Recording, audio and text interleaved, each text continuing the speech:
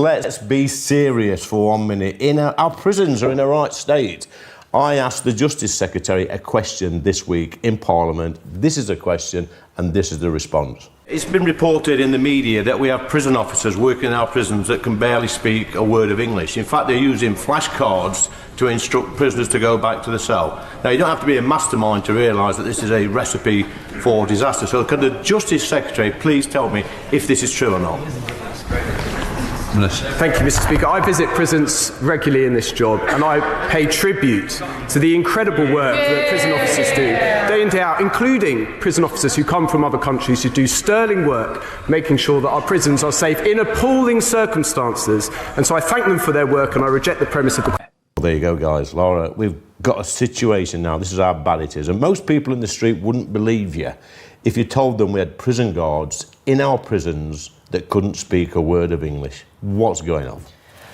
So what's happened here? I mean, this is appalling. This is one of the most important jobs that you can do, and like everything, like care, like doctors, we've farmed it out and shipped it out. But basically, because the government don't want to increase the wages paid for prison staff, they've instead put them on the shortest occupation list and awarded loads of skilled visas to people with almost no English qualifications. There's now multiple insider reports that prison officers are using flashcards, as you say, that they have a very, very basic grasp of English, that they're going to be directed to what to do. And then we're wondering why in the last year wrongful releases have gone up 138%. Of course they have. If you can't speak English, you can't read a form, you can't read don't release or, send on the bus to lawyer. And that's what's happening. And this is a clear consequence of cheap policy that prices foreign labour for low wages over British people who have skills. So now the Mr. Settled, Andy, would you like to explain this for us? I think I agree with Lara there, that we should be paying British workers better, and we should, instead of trying to get around on skilled visa payments, I think we should be paying our British workers better. So I'm glad there's some consensus in the gap between these two tables. But looking at prisons, I think some of it is the Labour government's fault, but you can't just blame them. Prisons have been a mess for decades. The last Tory government, they only created 1,000 net new places in prison. 1,000 over 15 years, that's less than 100 a year. They didn't take it seriously. The operating capacity of these prisons has been an above unsafe level for years and years and years. The Tory government haven't taken it seriously.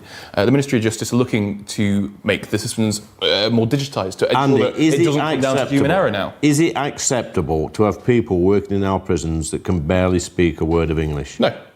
There you go, Lara. Agreement. Yeah, I mean, that's something. But Sandy, I'm sorry. I know it's very fun to get into government and do nothing and blame the Conservatives constantly, but, look at the data on wrongful prison release. Yep. We've gone up 138% in 2025. That is a Labour problem. It's bad and it's wrong. They're addressing it. They are addressing it. How? What's happening? They're commissioning a review on the release systems. They're commissioning a digitisation review to ensure that it's not down to human error. That's fixing the problem. It will still be down to human error. Well, no, it won't. It'll be a digital process. The Tories refuse to have any kind of innovation in the prison. At what stage, Andy? Refuse to build prisons. Serious question. To update our capacity for years. Serious question, Andy. When are people like you, who sit in that corner every single week, going to stop blaming all the problems in this country on 14 years of Tory rule? I think fundamentally, those 14 years of austerity cuts, of underfunding public services, of lack of wage growth, of lack of economic growth... So what's the point in a Labour government then? When does that impact stop happening? I think, give it at least 2 or 3 years. Genuinely. So it takes time to have system impact, Lee. You'll know this if reform gets into... Do you want 2 or 3 more years of this? Hey, please reduce it. Please reduce your aggressive I'm sorry. attitude. He's the plumber that you call when your boiler's broken, and rather than fixing it, he just goes, bad job. I'm not interested. I mean, if Labour had said in the general election, vote us in, but we can't fix any of this because it's actually really messed up. It does take time. No one would have voted for them. 3 years. 3 years to fix stuff. And please explain to me why things in prisons have got so much dramatically worse in the last year when those cuts date back to 2017. Yeah, that's a reasonable question. And why has it got worse? Well, lots of things have been getting worse since 2017 across the prison estate. No. Yes, a 138% increase in mistaken releases. Yeah. In the last year. It's bad. In the last year. I've condemned it, Lee. How many times do you want me to condemn it? No, Andy, I don't want you to condemn it. I want to know why it's got so bad. I don't know. You'd have to ask the Ministry of Justice. Unfortunately, Unfortunately, I don't work for the Ministry of Justice. I can tell you that the prison estate has been working at unsafe capacity for years. There's been basically no new prison places, basically no new prisons built in the last 20, 25 years. The prison estate has not been taken seriously as a priority by Tory or Labour governments for decades. Oh, a bit of an admission there, Lara. I mean, he's right, those are big problems, but those don't explain why mistaken release has suddenly jumped up in the last year. And I would say the fact that we put this job on the short occupation list and not offering skilled visas how the hell reason. are people being released from prison? I mean, have they got flashcards at the gate saying, escapees, come this way now? Have they got those, you think, Lara? It's ridiculous. I mean, they might do. The most bizarre thing is we don't even know who's got out of prison. Yeah. David Lammy thinks it's around 4. Go check their cells. I would really like to know. Yeah, have a look in the cell, see if he's in bed. In fairness, I don't think David Lammy is there in HMP Wandsworth, signing them out and, patrolling the corridors. I think it's a bit unfair to place all the blame on him. I think this is a prison estate issue. He's not here to defend himself, is David Lammy, but do you think he's up to the job? I think so, yeah. Really? Yeah, he was absolutely. I think he was a young barrister. He has massive experience in judicial reviews, legislative papers. Yeah, absolutely. Lara, concur? He's extremely unimpressive. He's made a bad hash of the foreign secretary job. Now he's doing the same with justice. He's out of his depth, no clue what he's doing. Andy, more deterrence, do you think? Because one of my big beefs, if you like, is I think we could control the prison population if the deterrence to crime were much harsher. I think that's probably one part of it. I think it's a Swiss cheese solution. I think you've got to do quite a few things, and between them all, the situation will get better. What does that mean, Swiss cheese solution?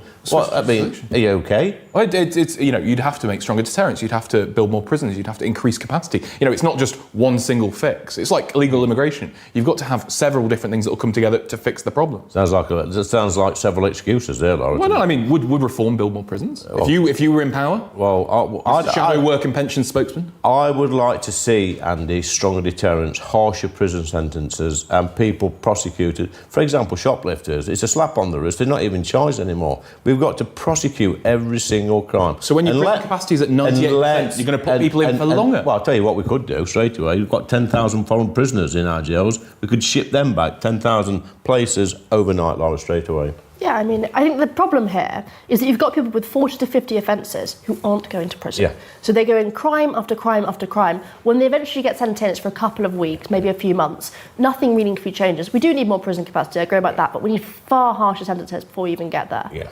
Andy? I agree. I think that through historic underfunding, whether it's the Tories or the last Labour government back in the early 2000s, I don't think community safety and those kind of early, I don't want to go on the whole kind of jangle about, community centres and youth centres, but I think youth interventions are an important part. You can understand why people in other countries are looking at us now thinking we're a bit of a laughing stock. We've got people walking out of prisons.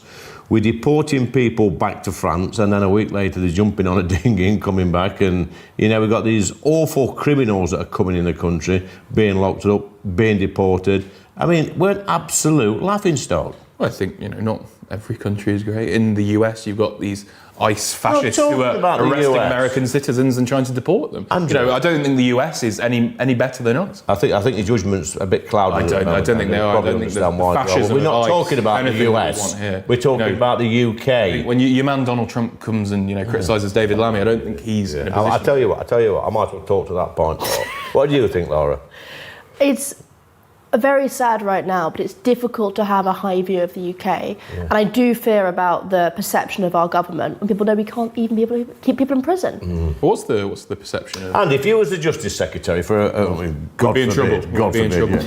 If you was the Justice Secretary for 1 week, what would you do? What would be your priorities? I'd commission building at least 15 new prisons. I think it's a capacity issue.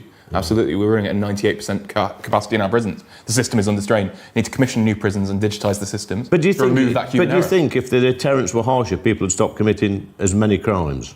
Probably. But I don't think that's the single issue, because if the deterrents are harder, then you're going to have an increased prison population. You're going to increase the length that people are in prison. So you've still got that capacity issue. You've still got the capacity issue if you increase the sentences. But it's interesting what you said, Lara. With the sentencing, people, if they had harsher sentences, they would stop committing crimes. Because let's be honest, if you're in prison, you can't commit crimes outside, can you? I think really simple. Yeah, it's very simple. The majority of crimes are committed by a very small group of people. Yeah. ultra-prolific offenders. If you put those people in prison for their first offence or their second, they can't commit 45 more. I think that's the key to getting justice under control. Yeah, and we get it in my community, and you know Ashfield quite well. We have prolific shoplifters, and eventually the police will do their job and they'll send them to Lincoln or wherever they're going to go, and the shoplifting in the area plummets because not only are they in prison, they're not out thieving. Yeah, I think the Nottinghamshire Police and Crime Commissioner, the Labour Police and Crime Commissioner, is doing a great job. What's that person's name? It's Gary Smith, isn't it? Is it Gary Smith? It's not. No, that's the General Secretary of the GMB. It's Gary something. Yeah, Gary something. Your Labour representative on the programme doesn't even know that. In fairness, I don't represent the Labour Party. I'm just a member of the. So